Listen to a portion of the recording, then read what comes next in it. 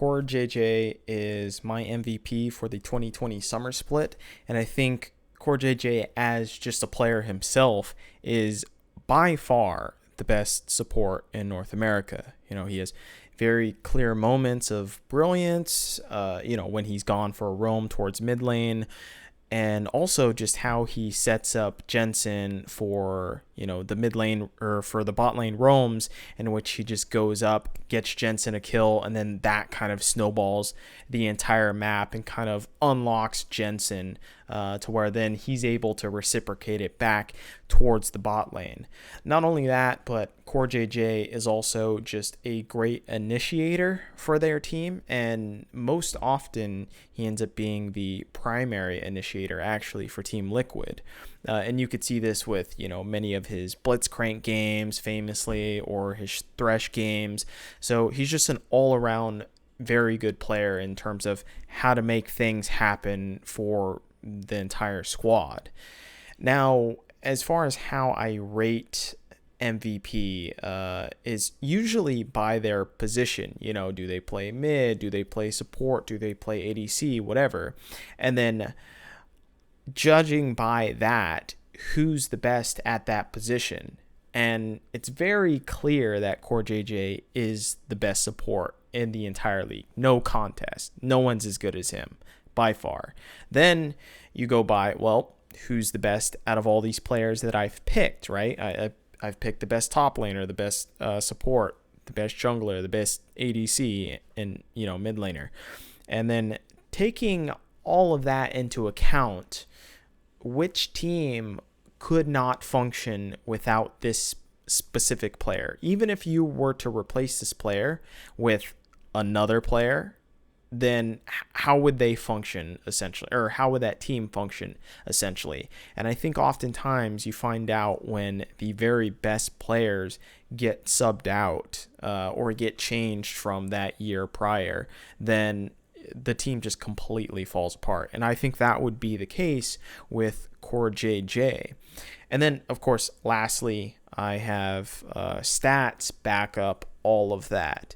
And stats, by the way, just as a little side tangent, I think stats point you in the direction of where you should be looking, just as a generality. But away from that, it shouldn't actually be indicative as to who is the best person, right? Because then otherwise we would just plug all this shit into a stats bot and then it would give us our MVP, right?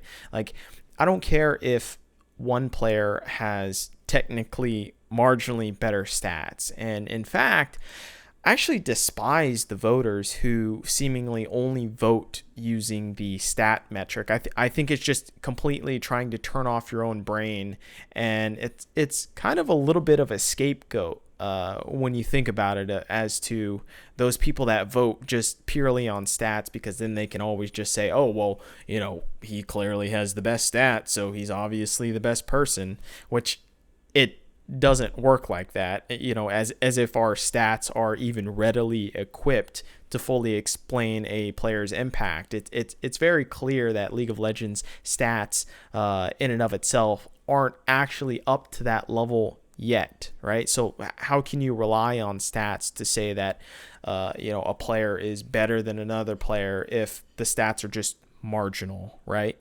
And I think stats are a good thing to weed out the bad players, right? I think you can say someone at the bottom of the stats for KDA, or bottom of the stats for like first blood percentage or something, or bottom of the stats of damage per minute. Yeah, you can weed out all those guys. I think stats are great for that, in fact, because generally a person that has low stats in specific categories, categories that make sense, like wards killed per minute, like who gives a fuck about that, is that, yeah, people at the lower end of certain stats will actually show you that, yeah, they probably don't deserve an MVP award, right? Although there are certain small contexts as to Someone could have somewhat bad stats, but still dominate for their team. In other stats, obviously it would show.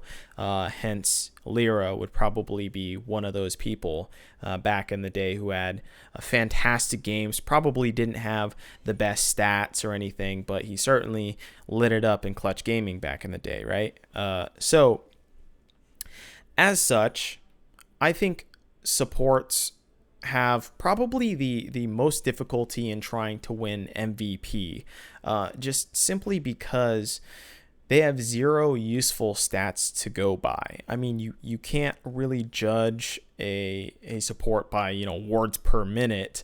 And as I said before, if they have very low wards per minute, then yeah, obviously, like, that just weeds out all the bad players that just aren't warding, right, in and of itself. But you can tell by CoreJJ's ability to kind of set up for objectives, early objectives, that it's basically the Team Liquid's winning strategy to then win later in the late game. And this is because they lock down early Drakes through bot lane control. And I even think that Team Liquid has something nutty like, I want to say like an 80% first dragon rate. And then they're also first in Baron control rate. I think it's something like 85% or some shit like that. And so it's very clear that Team Liquid are very good at setting up control for early objectives, and then when they want to go for the big objective, like Baron, for instance, they're really good at controlling that area and making sure that they can actually go for that objective in order to then close out the game.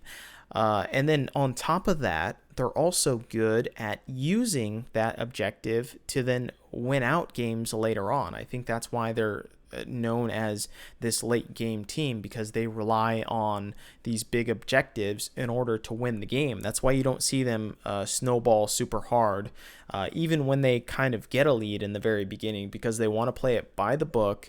They want to crunch the numbers and say, okay, if we get this next Drake or we get these next two Drakes, we get Soul, and then we can kind of take over, pressure, get vision control, then swarm vision control over to the Baron pit, and then make sure that they can't face check or anything. And if they do, we kill them, and then we just go back to Baron, and then we snowball from there and use Baron properly in order to close out the game. So I think just in general, to control Dragon and Baron so well, you just have to do your homework, right? You have to be able to know when your power spikes are as champions, and then kind of ward up around those areas to where then you can control those areas and make sure that, well, if someone is going to try and contest you at that Baron or at that Dragon, they're already at a disadvantage. It's not a 50-50. Even if they have the same amount of items, they're the same level, the kills are roughly the same. Well, CoreJJ already set up all that area. So now you're going in blank. You're going into darkness. You don't know where to check, what to do.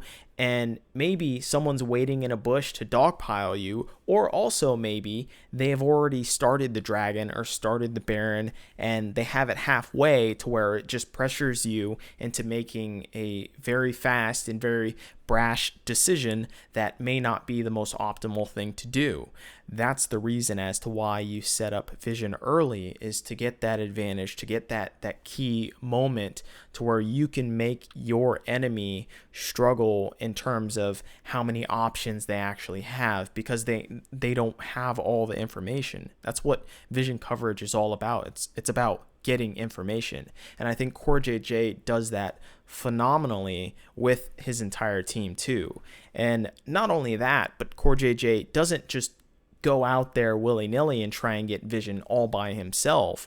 He's roams up as a squad, he gets vision over in one area, and he makes sure that he's able to get that vision very safely. And you don't often see CoreJJ just die by himself. So I think he understands the basic fundamentals of what it means to be a support, when to go for vision, and then also how to control around that vision once they've gained that advantage. And I think that's why he performs so well and above all the other supports in the entire league. Also, we can talk about how CoreJJ has just looked better than a legendary ADC player in Doublelift when he even played with him. First of all, let's just talk about that. I think CoreJJ was by far better than Doublelift was as an ADC. Like, if we were to compare the best ADC and the best support, I think CoreJJ is more valuable to the team than Doublelift is to the team for Team Liquid back in the day. And now he's playing with a rookie ADC and making him look like a god. Like what the fuck can't this guy do? This support is just absolutely fucking nuts. And it's no wonder, because if he could just hang with a legendary ADC and then bring up this other ADC, I just think that just speaks volumes as to how impactful CoreJJ is as a player and as a support, and even as a mentor, to be able to kind of dictate exactly what his lane is going to do and to perform at the high levels that they have been performing at.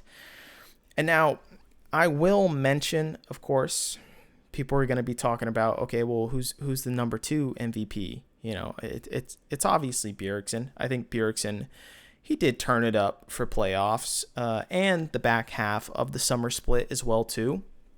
And he didn't perform poorly in the beginning of the summer split, but you know, I just didn't think he didn't pop off as much as he did towards the back half of the summer split. So I'd give a little nod to that. And you know, TSM surely would have not made playoffs without Bjergsen. Like, if it were any other mid laner, like I think even if it were Jensen, I don't think they would have made playoffs, just by the unique style that Bjergsen is able to play. He's able to shift from both, you know, this supportive mid laner over to this carry mid laner in like drop of a hat, right? So he's a really good player, and he's very versatile in that sense. Although I would like him to put on the carry pants a little bit more than, you know, he usually does. And surely you wouldn't have charged through playoffs to face against Team Liquid over in the losers bracket now. So I just think, you know, he's performed phenomenally. But once again, I have to ask, who is the best at their position, and by how much?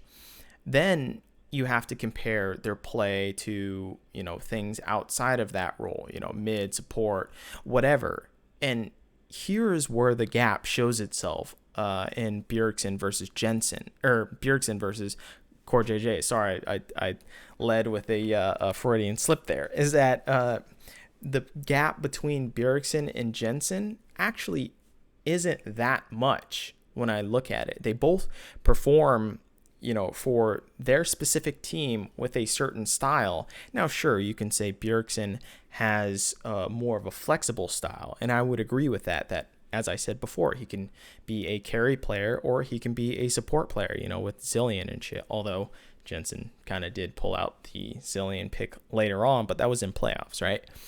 And just generally, I think Bjergsen has the more flexible style, just basically anyways. But Jensen performs very well within his squad and the function that he is supposed to perform within Team Liquid, which is just be a carry, essentially. And then also transfer your lead over into other lanes whenever you get the opportunity. And so I think the gap isn't that big between Jensen and Bjergsen, which is why it's such a great rivalry, versus CoreJJ versus anyone else in the entire league is just fucking leaps and bounds. This guy is just unstoppable. He's a fucking monster. So I would say CoreJJ just wins that hands down any day of the week. And by the way, just as we're on this little tangent here, fuck all the voters that first voted for Jensen, you know, back in for, you know, first all-pro team back in 2017 summer split, and then didn't even vote for him for MVP over Bjergsen, even though some of the voters had Jensen over Bjergsen in the all-pro vote. It just didn't make any sense. So, and on top of that, it's not like other C9 players could steal the vote away from Jensen, right? So the logic that some of these players, would have stolen the votes away from Jensen. And then also including the logic that, some analysts made votes for Bjergsen over Jensen, even though they voted for Jensen as all pro inside, their all pro vote. So it just didn't make any logical fucking sense. So, fuck all you guys that just have all your votes completely backwards and you just like to go for narratives and shit. And by the way, speaking of narratives, big shout out to Ssumday. I mean, he was my third MVP of the entire split. Like, when the fuck is this guy gonna get out of Elo hell? Right? Like, how people say Elo hell doesn't exist. It's just you. You're just fucking bad.